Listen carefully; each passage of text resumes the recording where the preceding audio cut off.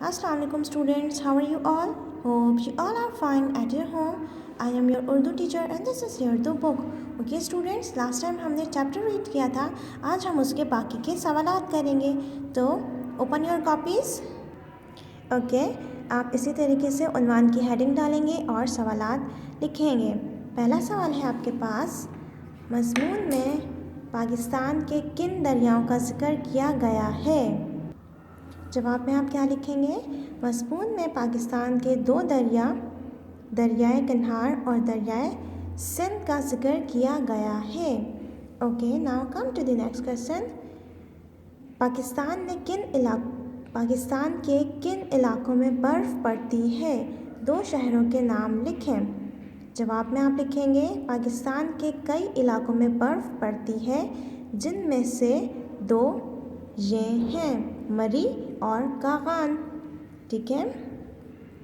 तीसरा सवाल है आपके पास, पाकिस्तान में ऑरेंज की कौन कौन सी इकसाम पाई जाती हैं? जवाब में आप लिखेंगे पाकिस्तान में ऑरेंज की कई इकसाम पाई जाती हैं, जो कि दर्ज झेल हैं. पहली है माल्टा, संतरा, मौसमी, कीनू, फ्रूटर.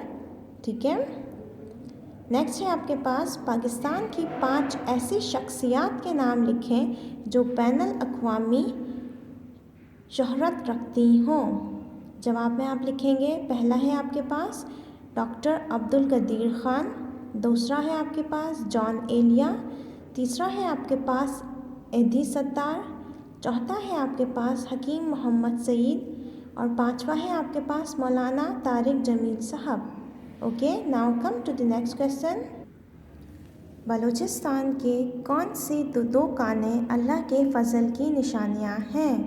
जवाब में आप लिखेंगे बलूचिस्तान में तांबे और सोने की कानें अल्लाह के खुसूसी फ़ज़ल की निशानियां हैं. Okay students. Okay, I hope you all are understand my today's lesson. I will come back with another lesson tomorrow. Till then, Allah Hafiz.